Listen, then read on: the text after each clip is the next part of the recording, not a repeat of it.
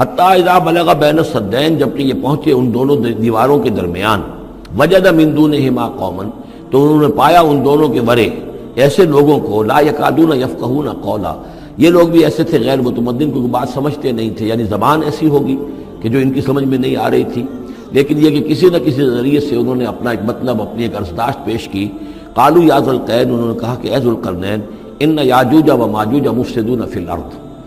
یاجوج اور ماجوج جو قومیں ہیں یہ زمین میں بہت فساد مچانے والی ہیں۔ فہل نجعل لک خرجا، تو کیا ہم آپ کے لیے ایک سالانہ خراج مقرر کر دیں، علی ان تجعل بیننا و بینہم سدا، اس کے عوض کہ آپ ہمارے اور ان کے درمیان ایک سد تعمیر کر دیں، ایک دیوار حائل کر دیں کہ وہ ہم پر حملہ آور نہ ہو سکے، یعنی درے کو بند کر دیا جائے۔ یوں سمجھیے جس اصول پر کہ آج کل ڈیم بنتے ہیں، ڈیم پہاڑی سلسلہ یوں آ رہا ہے، پہاڑی سلسلہ یوں آ رہا ہے، دریا درمیان میں سے گزر رہا ہے، آپ نے اس گزرگاہ پر ایک دیوار کھڑی کر دی تو یہ گویا کہ ایک آرٹیفیشل لیک کریٹ ہو گئی، پانی یہاں جمع ہو رہا ہے۔ تو اگر پہاڑی سلسلے دو چل رہے ہوں، ان کے درمیان جو راستہ ہے اس کو اگر بند کر دیا جائے، ایک دیوار کھڑی کر دی جائے اور اس دیوار کے مضبوط دیوار ہو، تو ظاہر بات ہے کہ پھر ادھر سے کوئی آ کر حملہ آور نہیں ہو سکتا، ان کے لیے ایک حفاظت کا سامان ہو جاتا ہے۔ یہاں یہ سمجھ لیجئے کہ یاجوج ماجوج سے کیا مراد ہے۔ حضرت یافس علیہ السلام، جو تین بیٹے تھے حضرت نوح علیہ السلام کے، سام، حام، یافس۔ سامی نسل کے بارے میں تو ہم نے بہت کچھ سمجھ لیا کہ حضرت ابراہیم بھی سامی نسل سے تھے، پھر قوم عاد بھی سام ہی کی نسل کی ایک شاخ تھی، قوم سمود بھی اسی کی شاخ تھی، یہ تمام جو ہے یہ تو سیمیٹک ریسز ہیں۔ حضرت یافس کی اولاد نے یہ سینٹرل ایشین ماؤنٹینز کا جو سلسلہ ہے اس کو کراس کیا اور شمال میں چلے گئے، اور شمال میں جا کر دائیں بائیں پھیل گئے، پھر یہ میدان ہے، ٹنڈرے کے میدان اور فلانے میدان اور بڑے بڑے کھلے میدان ہیں،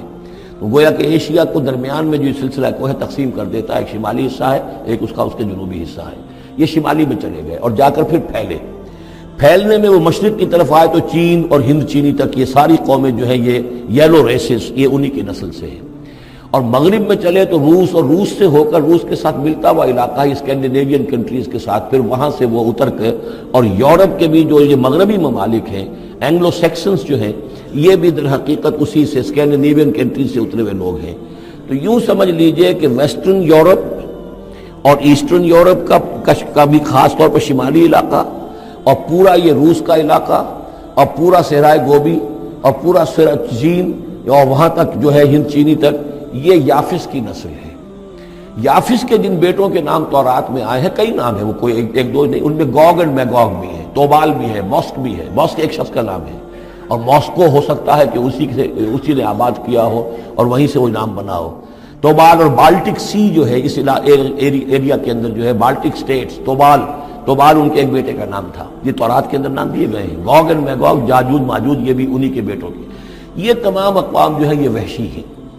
اور یہ تاخت و تاراج کرنا، لوٹ مار کرنا، یہ ان کا طریقہ ہے، اور ان کا ہے ذکر جو یہاں پر ہو رہا ہے۔ یہ جو سیلاب آیا تھا، کولونیل سیلاب جو ہم پر آیا تھا، جس میں کہ یہ اینگلو سیکسنز تھے، یہ سب کے سب جو ہیں یہ اسی نارڈک ریسز سے ہیں، یہ بھی یاجوج اور ماجوج کی نسل ہیں۔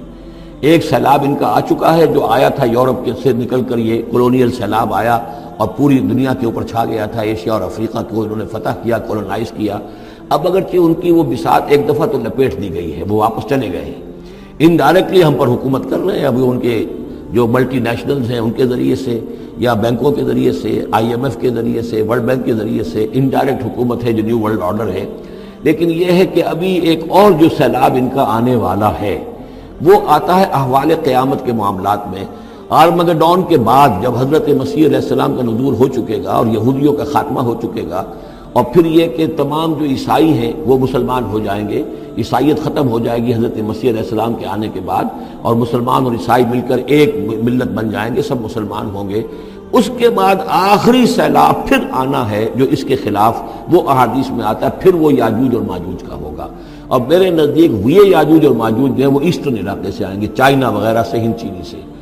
آرمگڈون جو ابھی ہونی ہے فوری طور پر بڑی جنگ، اس میں یہ لوگ جو ہے بیٹھے رہیں گے، یہ جنگ میں حصہ نہیں لیں گے۔ یہ مڈل ایسٹ میں جنگ ہوگی، یورپین پاور ساری ہوں گی، کرسچین پوری طاقتیں ہوں گی، اور ادھر جو ہے مسلمان ہوں گے، اور حضرت مہدی جو ظاہر ہوں گے، جو اللہ تعالیٰ ایک عنایت کرے گا مسلمانوں کو لیڈر عرب کے اندر، وہ پیدا ہوں گے، مجدد ہوں گے، اور ان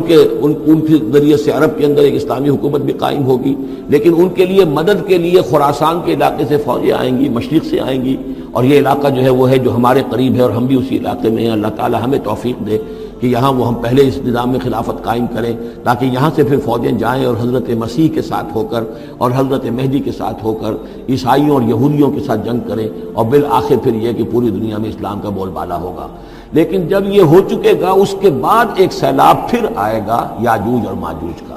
تو یہ چونکہ پوری ایک سلسلہ ہے، ایک نسلیں ہیں اس کے اندر بہت سی، تو ان میں چونکہ تفسیری اعتبار سے بہت سی باتیں جو ہے مختلف آراء بھی سامنے آئیں گی، تو میں نے جو رائے میری ہے وہ آپ کے سامنے بیان کر دی ہے۔ اس وقت بھی وہ یاجوج ماجوج تھے جو ان شمالی دروں سے آ کر حملے کرتے تھے۔ قالوا یا ذا القرنین ان یاجوج و ماجوج مفسدون فی الارض، وہ جو میں نے عرض کیا ہے کہ قیامت کے قریب بھی معاملہ ہوگا، یہ سورہ انبیاء کی آیات 97-98 ہیں۔ حتی اذا فتحت یاجوج و ماجوج وهم من کل حدب ینسلون واقترب الوعد الحق فاذا هی شاخصۃ ابصار الذین کفروا۔ اب زیادہ دور نہیں، ہم سورہ انبیاء بھی قریب ہی آ رہی ہے، انشاءاللہ وہاں اس کو ہم پڑھیں گے۔ تو دو جگہ قرآن مجید میں یاجوج اور ماجوج کا ذکر ہے، ایک یہ جو قریب قیامت میں ان کا جو ظہور ہونے والا ہے، ایک اس وقت کا معاملہ یہ چھوٹا سا تھا کہ جو ذوالقرنین کے سامنے آیا ہے۔